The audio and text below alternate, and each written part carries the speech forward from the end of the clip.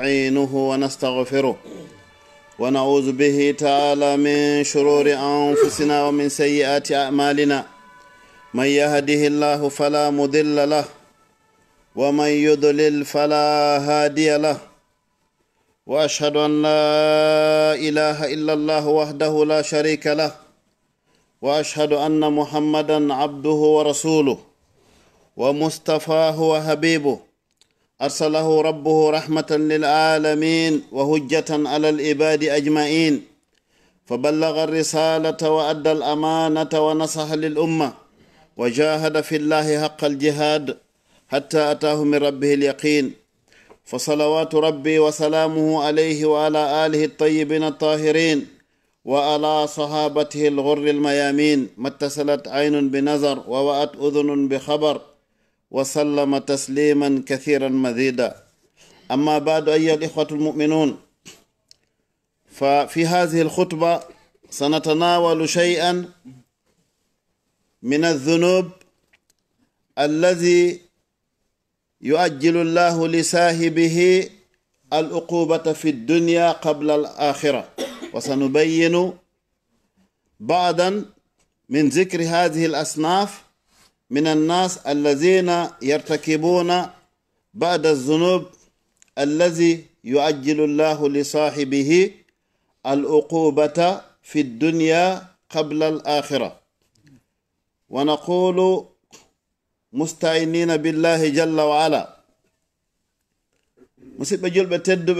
يتد الله سبحانه وتعالى دوانو دن لا محمد صلى الله عليه وسلم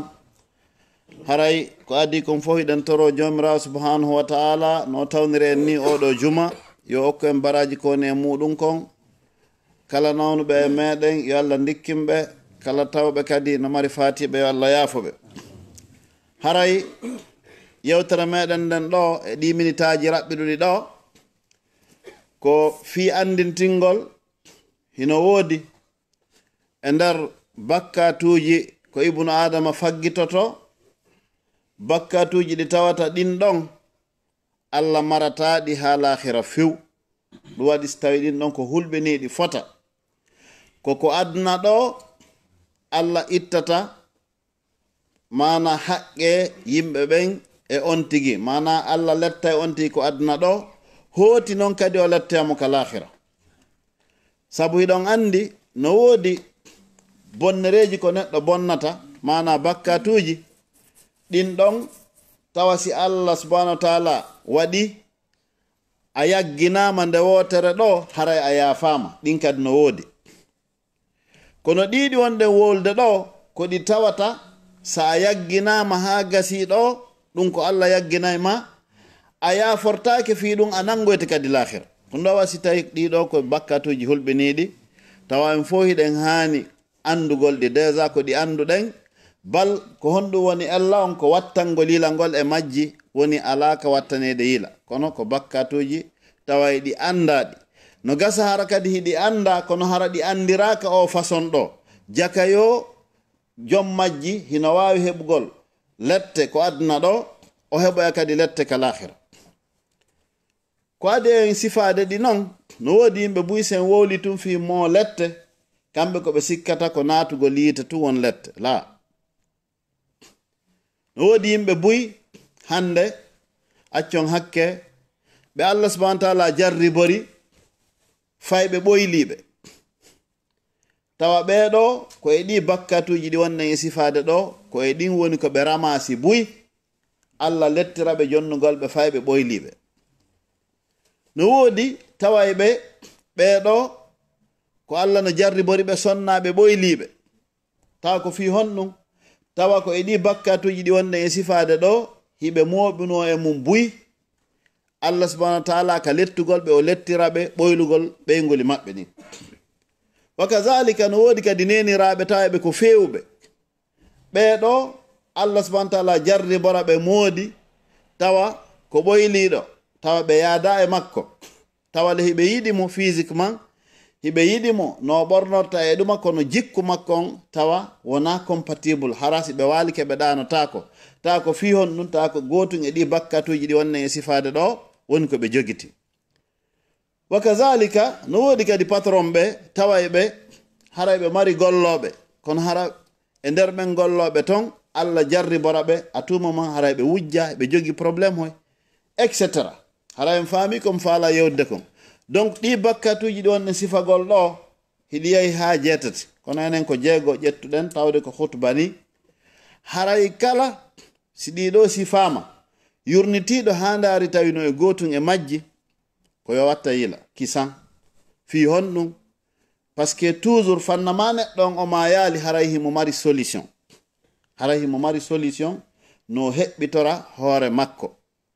no heɓɓitora hoore makko imma tubugol siko haqqe goɗɗo o jonnita sifa non kono en tout cas ko falɗen tabintinde ko wondema no heewi ko yimɓe ɓen jogii ŋoyŋay ka ɓernde tawa ɓe anda jaka ko bakkatuji no ton ɗi ɓe faggiti woni ɓe frappude woɓɓe harano sikka ko mbile ma woɓɓe inna bimi iwiguinne e ngolɗo laawol sawa pa pijam fof no kali ma miɗo jogii probléme ji ma sikka ko bengoto e mum geri ɗum harana ɗum hara ko an tigi woni sabu konko jokkuma ɗum kono probléme on ko honto woni ahsahu llahu wa naso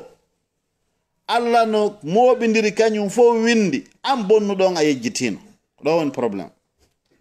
an bonnuɗon a yejjitino ɗum ɗo woni ko hulɓini kon donc ibnu adama nde hiɗa bonna an quelques jours ha yejjiti Allah no yejjitata himo windi himo acciri kadi malaikaɓe yo windu kiraman katibin ɓeɗo ko tedduɓe windayɓe yafaluna ma yu'marun heɓe huwa kadi kala ko ɓe yamira don haray musidɓe julɓe tedduɓe ɗiɗo bakkatuji haray wonden e sifade inchallah e nde jumlande raɓɓiɗunde ɗo haray wiɗen al ula wasaniya min hadihi dhunub التي يؤجل الله لمرتكبها العذاب في الدنيا قبل الآخرة أولا البغي وثانيا قطيعة الرحم لما أخرج أبو داود والترمذي من حديث أبي بكرة رضي الله عنه قال قال رسول الله صلى الله عليه وسلم ما من ذنب أجدر أن يؤجل الله لصاحبه العقوبة في الدنيا مع ما يدخره له في الآخرة من البغي وقطيعة الرحم. البغي هنا الظلم والإساءة إلى المخلوقات كما جاء في حاشية السند على سنن ابن ماجه. بكات وارانون كهنون ko bewre wonnunde e tooña yawgol ha tawa tagore Allah subhanahu wa ta'ala ɓeɗo ko an Allah halfini programme maɓɓe foti ko ɓiɓɓe ma foti ko ɓeyngure nden en général ma foti ko laamu ngun ka juulirde ɗo ma foti ko laamu ngun ka commune ma foti ko laamu ngun ka présidence tawa ɓeɗo hande ko wolɗa wo ko ɗum marsata ndara tawa ton ɓe hawranali maɓɓen fof a tappayɓe ɗum ɗo wiyete bewre ko toñugol e hoore kadi hara ittere mone ko ɗo wiyete albaghiyu on andi ɗo na zulmu utilisa mo tooñe ɗeya ɗo ko albaghiyu ko tooñe wonduɗe e bewre hara kadi goɗɗo woliɗa wawi wiide misali emi tewi ala ñawomo kala jogiiɗo sifawal haali ɗo misal mum ɗen andi on acci hakke ɗen mari ɗo buy e men wowlete iɗen mari tigi tigi sonnaɓe ɓen harayno domini ɗo duhiɓɓen ɓe waɗay ko ɓe faala kono noon hino woodi kadi duhiɓe ga tawɓe ɓeygu mum susata memminagol hara o susta e fofugol moƴƴa ɓen no ga jon noon gorko on utilisa ɗen doole muɗum ɗon e hoore on ɗon sonnajo yaltay kañum kadi o andata honto o yehi wowlay téléphone o andata ko honɗum hay hunde safi hara tooñe ma ɗen hiɗe huuɓiti an hino hulɓinanima wata Allah jarribore gotum e ɗiɗi wowlɗen ɗo heɓa ko wiyete konnguli ɓernde tawa ɓuttata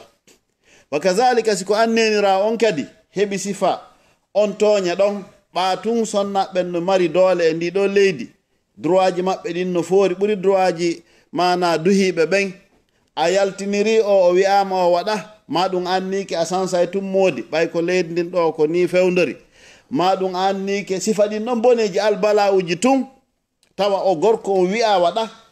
siko wi'uɗo waɗi ɗum ko feere ko wonde wolɗo ko fiitoño wonnude e bewre nden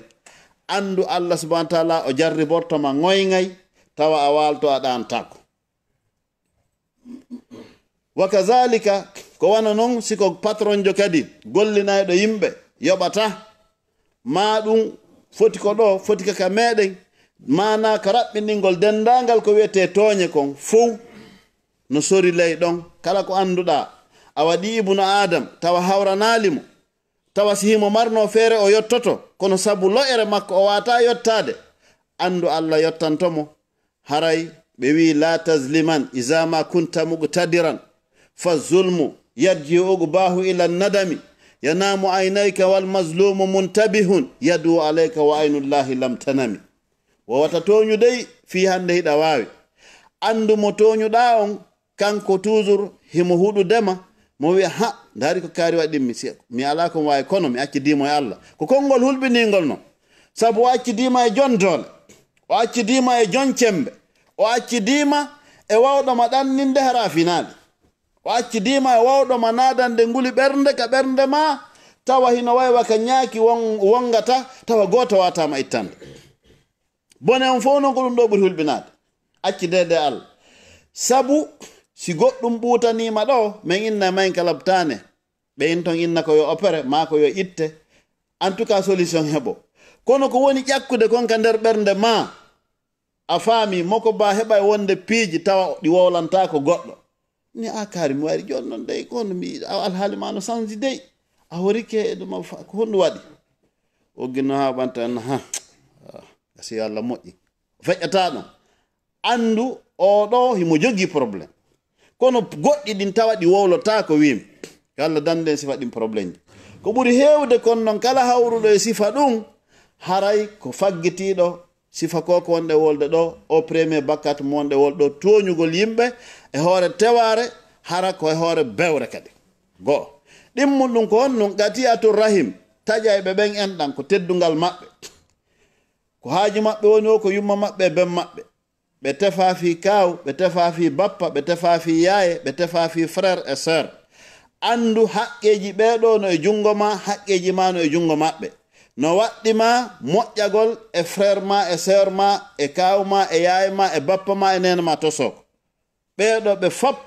e patima etc. Kala ko wiyete siɓɓe ɓen kon hinaya taƴu en ɗan. Hinaya ndaru si fi kamɓe ɓe moƴƴi e ma moƴƴoɗa e maɓɓe. Ɓe moƴƴi e ma o ɓe moƴƴaki wo ankoya moƴƴo e maɓɓe. Nala sallallahu sallam ɓe maki la yakunu ahadukum imma wata goto mo wonu jembo yimɓe ɓen o ko boni yaqulu hara on tigi no wiya in ahsana nnasu ahsantu wa in asa'u asa'tu. Si yimɓe ɓe moƴƴini mi moƴƴinay, si ɓe bonni mi bonnay. La wattinu anfusakum wowine hoore mon in ahsana nnasu an tuhsinu. Si yimɓe ɓe moƴƴini moƴƴine wa in asa'u an tajtanibu isa'atahum. Si ɓe bonni woɗɗitoɗon boneji maɓɓe ɗi. Oɗo ko hadis sellu ko ni julɗon duwa wawɗo awa donc taƴugol ɗan ɗo enɗan kadi hino addana on tigi jiɓagol ko honno o waɗata ko honɗum o duwa wadde. Si moko ba itti hokkoje ka muɗum yaltiɗo fokkiti 1000 bersel tawi o anda ko 1000 bersel o fokkitiri o ha fokkitira molembe nano e ñaamo fo tawa ɗum ɗo fof ko piiji woni sofude ka hoore hara yo wattuyel no hulɓini ta taw hara ko goto e ɗi bakkatuji ɗo woni ko faggiti. Nelaɗo alayhi salatu wassalam ɓe maki ala hay goto e bakkatu mo tawata joomi mum hino weeɓitani nangede ka aduna ɗo taho adi lahira hewti ko wiyete kon taƴugol enɗan e toñirgol bewre ɗiɗo ɗi. Donc haray wattane yila hiɗen arde e nayi luttuɗi ɗin ko watti ɗon ko honɗum athalis min hadihi zunub alladhi murtakibuha يؤجل الله له العقوبة في الدنيا قبل الآخرة هو العاق لوالديه لما جاء في الحديث الذي رواه البخاري والطبراني وصححه الألباني اثنان يؤجلهما الله في الدنيا البغي وعقوق الوالدين. يؤجلهما الله أي يؤجل الله لمرتكبيها العقوبة في الدنيا قبل الآخرة. haray tammo on ko hombo ko ƴagganɗo yumma muɗum e ben muɗum. Neɗɗo ma wattana yila si yumma ma e ben ma heɓanoma a wontano ka hoore leydi ɗo a wonatano hay hunde kamɓe kan noon ko goɗɗo heɓi ɓe an kadi a heɓa e woɓɓe kono an tour ma on ko ya watta yila e yumma ma e bemma surtout si ɓe wuuri si ɓe feƴƴini kadi ko ya watta yila e maɓɓe si ɓe feƴƴini ko noon wattangol yila e maɓɓe ko do'anagolɓe moƴƴo e jaatigiɓe maɓɓe ɓe ɓe accunoɓen e muɗum yurmina fi maɓɓe on jomirawo tigi tindinma tigi tigi ya du'anoɓe sowno sowno nokkeli joyi ma jeego ka qur'an ka Allah subhanahu wa ta'ala o wi ɗoftemo haray ɗoftoɗon ko Allah subhanahu wa ta'ala yiɗi kon e nela ɗon kono kadi moƴƴi e yumma moɗon e baabe moɗon donc haray ayaje qur'an no ari e ɗum harana hay hadisaji donc haray ko en watta yila e no woodi buyɗo wallahi anana ɓenna ma maɓɓe ɓe yummiraɓe no fiddi ma ɗum baabe maɓɓe on mawɗo ko hendi o ɗum mi naɓi ha mi ronki wattane yila ko ɓen du'i ha arɗa ɗo ko ɓen waɗi programme ji ha alhaali ma moƴƴi ber ko moƴƴi kon en juutinta hay nde yewtere koyen andu kamatu dinu to danu sa bonike e yumma ma e ɓenma ɗum jokkete ha ka ngayka yilti noon si Allah nango e lahara buy hande no ɗo jiɓiɓe miiji ko waɗa jogi soñja e nguli ɓernde Allah no wurti ɓiɓɓe maɓɓe no dartiɓe a tawa hari ɓe dartiɓe maɓɓe ma biro maɓɓe ko noon yoɓodiray ko terre à terre ko ñawlinɗa kon ko ɗum hettata ɗum ko d'office yo Allah dandu goɗɗo ñande wotere yumma makko ma ben makko noddude inna yo addu goɗɗum o inna ɓe no fiddi ngol konngol tun taw ko albalaw ngol ɗon tun si Allah yoɓima an e ko wiyete pédicaire kon jang ka ɓernde on du'odiri a faala sa yanga ñande wotere hara wimaɓe ma ɓen mi ronka ni on ma a wowli ko waytata noon na kam fere ko feƴƴi ɗon jomirawo daali wala taqul lahuma uffin Allah wi ɓeɗo noon wata wiɓe dey wus on andi nde ɗa wiya goɗɗo wus ko si on a tawi ko waɗi ko welalima a hucciti ko to wiyata wus on a fewtama Allah haɗum maɗum yumma ma e bemma ko ɓeɗo ɓurata teddinde aduna on fof ko ɓeɗo ɓurata moƴƴade mum aduna on fof sa geri ha a heɓike e ɓe wallahi wa rabbil kaaba ko wiyete jankon a haray on du'odiri ko hay laamiɗa ko ngu sakkitorta ko ngu yara follere no andi ɓe no lamma ko ngu yari follere ka ko so tawi lanɗo o ittirama no o terasa so wi ka laam si kala wimi programme mo hikkiɗa yeeso siko jawdi heɓuɗa ko ndi sakkitorta ko perdugol ɓen darali o harno marno may kono en anda kono waɗi joni joni fayda si goɗɗo ɗo no wodi marɗo wallitemo nani on faami ko non haqqeji yummama e bemma Allah pardonataɗi few no hadis go ka imam hakim marfu'an hadis aboubacre to o wi kullu dhunub kala junubaji ɗin fof yuakhiru llahu minha ma yasha Allah nennay lettugol jommum ber haka o faala ila yawmil qiyamati ha ñande dalngal illa uqugal walidain sina ƴaggal ngol yumma e ben ɗum ɗo Allah accata ha lahira few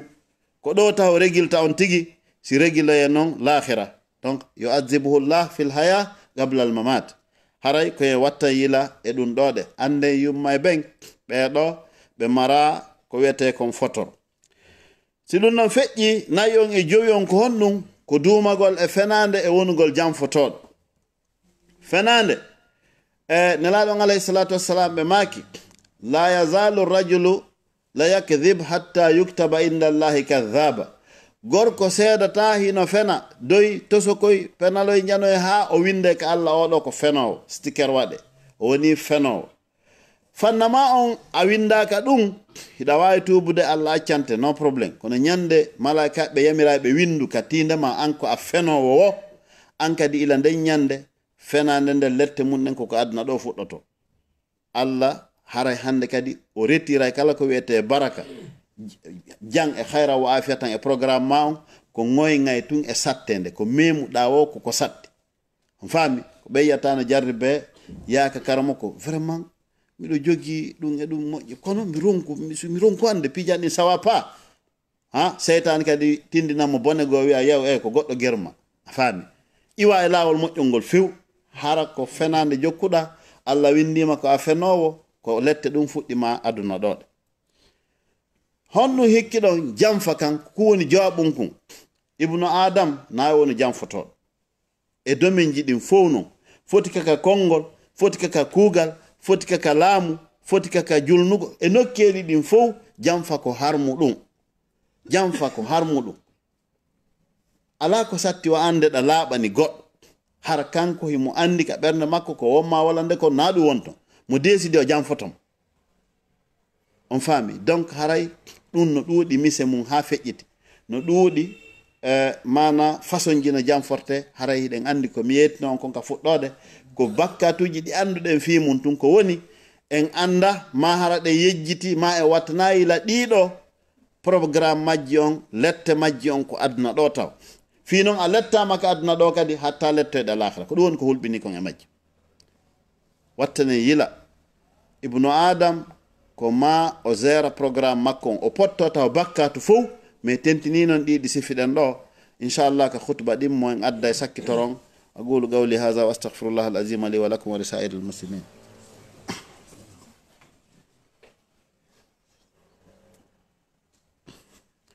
الحمد لله رب العالمين والصلاة والسلام على رسوله الأمين محمد بن عبد الله صلى الله عليه وعلى آله وأصحابه أجمعين. ومن الذنوب أيها الإخوة الذي يؤجل الله لمرتكبه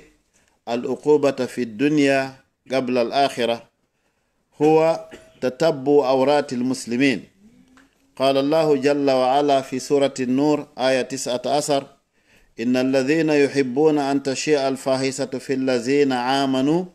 لهم عذاب أليم في الدنيا والآخرة والله يعلم وأنتم لا تعلمون.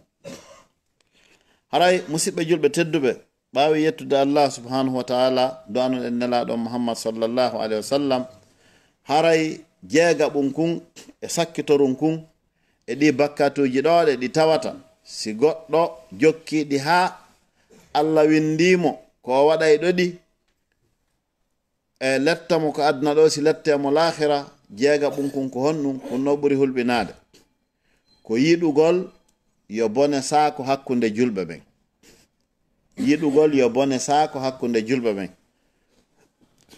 no jeeya e muɗum yimɓe tawayɓe kamɓe ɓe bonnata ɓe watta ko boni kono si ɓe andi fii ko boni e hoore goɗɗo walata ɓe feƴƴinade kala mo Allah waɗi tawi a tawi ko noon siforɗa angoy a bonnata a juulay a hooray a jangay qur'an a waɗay ko qur'an e sunna wi kono si a nani bone e hoore goɗɗo ko transitatagoy hay sako wala ko feƴƴingol tun transfert wa transfert ɗo goɗɗum ka téléphone sa yurnitiki ha a tawi ko ni Allah waɗirma ko a yiɗuɗo yo bone saako e hoore julɓe ɓen ko a yiɗuɗo e julɓe ɓen fof heɓu wirtere andu an on ko Allah wolanma e suratu nuri nanen fota aya o lettete ka aduna ɗo o lettoyte kadi lahira jomirawo dali innal lazina no ɓen yuhibbuna ɓe no yiɗi an tushi alfahisa nde sakoto bone fil ladina amanu e hoore ɓen gonɗinɓe tawɓe ɓen ko ɗum ɗo yiɗi on faami lahum no wodani ɓe azabun alimun lette musuɗe fi duniya ɗo won seede on ka aduna ɗo taho wa fil akhirati e ka lahira noon wallahu ya'lam Allah noon no andi ɓegoy wa antum la ta'lamun hay tawi onon on anda ko hombo hombo imamu saadi ɓe maaki si tawi jomirawo subhanahu wa ta'ala kambani wano ni tawɗo on o faala tuyo bone saako yo kaari e wirte joni noon ko honɗum no woni bakkatu joni wirto won tigi faami oɗo ko yuhibbuna ɓe yiɗu tun yuhibbuna an tushi alfahisa fi allazina amanu lahum azabun alim hiɓe mari lette musuɗe fi dunya wal akhira aduna e l'akhira wallahu ya'lam wa antum la ta'lamun aw haray ko en reno ibnu adam surtout tawɓe ɓen hande hino jogi téléphone mum on no ɓurani ɓe nene maɓɓe e baabe maɓɓe e ɓeygu maɓɓe e famille on fof fi honno puisque ɓeygu maɓɓe no wona ñamali ɓe wona e jang ɓiɗɗo maɓɓe no wona kono si téléphone maɓɓe on sarsaki ɓe feeteto honto chargeur on ɓe bogo baganno taw salon on fof jiɓite fi téléphone chargeale on faami ma fokkiton ɗo hara ka juulirɗo ɓe fokkite si téléphone wingi yejjitama taw ko pay ɓe palɓitoto ɗon ɓe wakkilo waɗu toon yoɓe leetu kono ɓe yiltanto téléphone onon ɓen jaatiɓe téléphone yo Allah wallu on hara koko moƴƴi jokkuɗon ton koko moƴƴi kadi wonɗon e sakitude ton ande en ara e hutuba go no wodi junubaji ɗi mayata hay si jommum maayi no jeeya ɗum honɗum si goɗɗo partage ko harmi an kadi a partage ila an ka partage uɗa ɗon partage ɓe yeeso to wo ha ñande darngal sikko ko bakkatu haray no arde ko makon hiɗa heɓude an kadi addannoɗo ma on noon on kañum kadi no heɓude hay sa maayi partage ɓe ɓen ila ma an nawri yeeso andu ɓen ɗon on ɗon on ko an woni e tele sardude compte ma on no windude ko ɗi wiyete bakkatuji ɗi mayata ɗin en ara e ɗin e hutuba goo haray wattane yila moƴƴa watta ha ittu 1000 euros hoda téléphone ta ko natira jahannama hara wonali intelligent few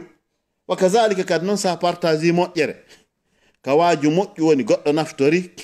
ma ɗum qur'ana goɗɗo naftori ɗum ɗon kadi baraji mum ɗin hay sa maayi ko makon aray tawe ila yawmiddin